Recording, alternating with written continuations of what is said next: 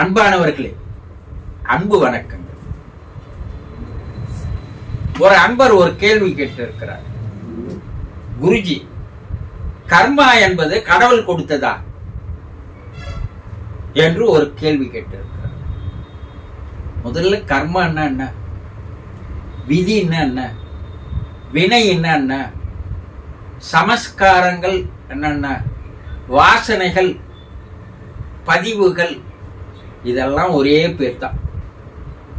கர்மா, விதி, வினை, சமஸ்காரங்கள், பதிவுகள், வாசனைகள் எல்லாம் ஒரே பேர் தான்.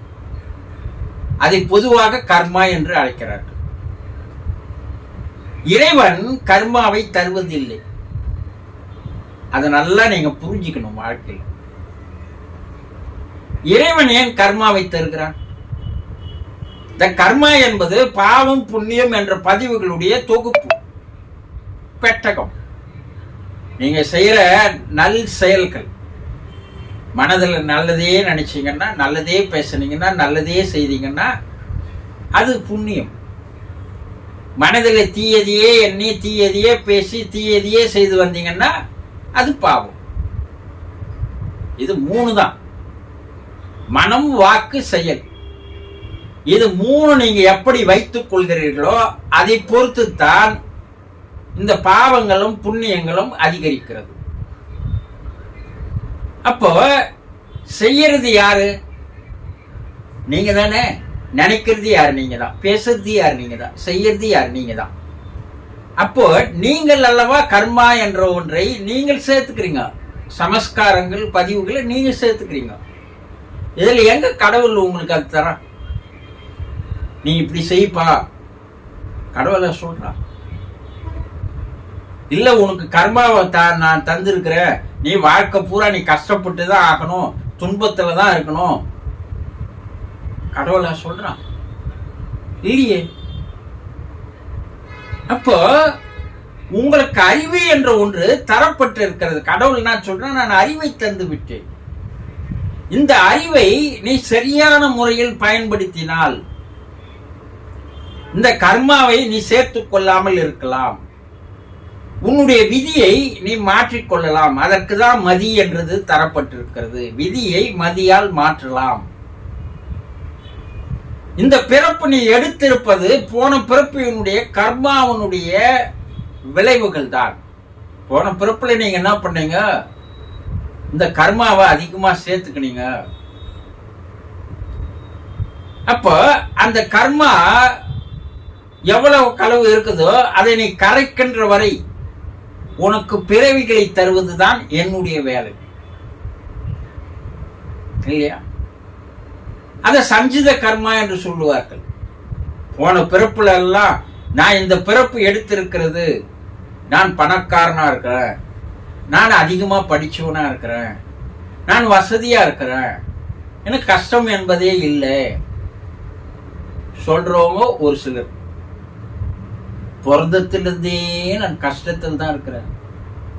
ஒரு வறுமையான குடும்பத்தில் பிறந்தேன். இன்னைக்கு வரைக்கும் அந்த கஷ்டத்திலிருந்து என்னால மேல முடியல, அந்த வறுமையிலிருந்து என்னால மேல முடியல, இப்படி சொல்றவங்க ஒரு பக்கம். பிறந்தத்திலிருந்தே எனக்கு நோய் இருக்குது, இந்த நோயோட போராடுவதே எனக்கு பெரும் வாழ்க்கையா இருக்குது, இது சொல்றவங்க ஒரு சிலர், இல்லையா? இப்போ பணக்காரனா நீ பிறக்க வச்சேன்னு இறைவன் சொல்லல. உன்னை வறுமையில பிறக்க வச்சேன்னு இறைவன் சொல்லல. உன்னை நோயாளியா பிறக்க வச்சேன்னு இறைவன் சொல்லல. இதற்கும் இறைவனுக்கும் எந்த விதமான தொடர்பும் கிடையாது. இறைவன் உங்களை முதலில் படைத்த போது ஒரு சாப்ட்வேரை உள்ள வச்சுதான் படிச்சான். மனம் என்ற ஒரு சாப்ட்வேரை வச்சு படிச்சுட்டான். இந்த சாப்ட்வேர்ல புரோகிராம் செய்து அதை நீங்க ரெக்கார்ட் பண்ண வேண்டியது உங்களுடைய வேலை. அதற்கு அறிவு தந்துட்டேன்னு சொல்லிட்டான். நீங்க என்ன புரோகிராம் செய்தீர்களோ,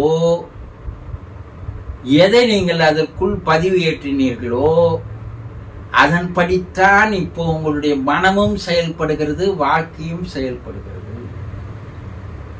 இந்த புரோகிராம இறைவன் உங்களுக்கு எம்டியா எதுவுமே இல்லாத உங்களை படைத்தார். இந்த புரோகிராம நீங்க ரெடி பண்ணும்போது அதில் எது மாதிரி நீங்க ரெடி பண்ணீங்களோ அது அந்த சாப்ட்வேர் அது மாதிரி செயல்படுகிறது. அப்ப மனம் செயல்படுகின்ற மாதிரி உங்கள் உடலும் செயல்படுகிறது. அப்ப அந்த அறிவை வைத்து நீங்கள் அந்த புரோகிராமை எப்படி நீங்க செய்யறீங்கன்றத பொறுத்துதான் உங்களுடைய வாழ்க்கை. இப்ப போன பிறவில நீங்க செய்த புரோகிராம் எந்த அளவுக்கு இருக்கிறதோ அந்த அளவுக்கு உங்களுடைய வாழ்க்கை முடிந்து அந்த புரோகிராம் கண்டினியூ ஆகுது. மறுபடியும் என்ன போன பிரிவிலே நீங்க அந்த புரோகிராம மாத்தி வைக்கல, இந்த பிரிவில வந்து உட்கார்ந்துங்கன்னா அந்த புரோகிராம மாத்தணும்ன்ற மூடு உங்களுக்கு இல்ல. அப்ப நீங்க என்ன பண்றீங்க? போன பிரிவில வாயின் வந்த அந்த கர்மா, சஞ்சித கர்மா, போன பிறப்பின் முற்பிறப்பினுடைய பதிவுகள், சமஸ்காரங்கள், வாசனைகள் மூட்டையா தூக்கின்னு இப்ப வந்திருக்கிற இறைவன் உங்களை இறந்து மேல போய் சொல்லும்போது, ஏன்பா உனக்கு நான் பிறப்பு தந்ததே, அறிவு தந்ததே, இது போல எல்லாம் மூட்டையா நீ பாவத்தை சேர்த்துன்னு வர்றதுக்காக நான் தரலப்பா. வாழும்போது ஏன்பா அதை நீங்க புரிஞ்சுக்கிறதே இல்லை. சரி, இன்னொரு பிறப்பு உனக்கு தர, இந்த பிறப்புலனா நீ போய் போன பிறப்பினுடைய கர்மாவை குறைச்சி இந்த பிறப்புல கர்மா இல்லாத நிலைக்கு நீ வா, அப்போ உன் வாழ்க்கை மாறும், நீ வறுமையிலிருந்து சந்தோஷமா மாறுவ அனு சொல்லிதான் அனுப்புறான். ஆனா இந்த பிறப்புல நம்ம என்ன செய்யறோம்? மேல மேல மறுபடியும் போன பிறப்புல வாங்கின கடனையே அடைக்க முடியல, அந்த கடனை அடைக்கத்தான் இறைவன் இந்த பிறப்பை தந்தான். ஆனா போன பிறப்பினுடைய கடனை அப்படியே வச்சுக்கின்னு இந்த பிறப்புல மேலும் மேல நீங்க என்ன பண்றீங்க? கடனை அதிகரித்துக் கொள்கிறீர்கள். இந்த கடன் சுமை எந்த அளவுக்கு அதிகரிக்கிறதோ அதுதான் கர்மா சுமை என்று பெயர். இந்த கடன் சுமையை நீ குறைக்கின்ற வரை ஒவ்வொரு பிறப்பையும் இறைவன் தந்து கொண்டே இருப்பான். அதுல எந்த விதமான மாற்றமும் இல்லை. அவன் தயால குணம் மிக்கவன். ஏதாவது ஒரு பிறப்புல உன்னுடைய அறிவு, விழிப்புணர்வு ஏற்பட்டு கடன் வாங்குவதுதான் நம்ம கஷ்டம், இந்த கடன் இல்லாத வாழ்க்கையை நம்ம இந்த பிறப்புல மாத்திக்கலாம், ஆனா கொஞ்சம் கொஞ்சமா அந்த கடனை அடைப்பதற்குண்டான, கர்மாவை குறைப்பதற்குண்டான வழிகளை நீங்கள் செய்தால், அப்போ அடுத்த பிறப்பு இல்ல இந்த பிறப்புலயே கர்மா கடனை நீங்க முழுவதுமா அடைச்சிட்டீங்கன்னா உங்களுடைய வாழ்க்கை சந்தோஷமாக ஆனந்தமாக இருக்கும்.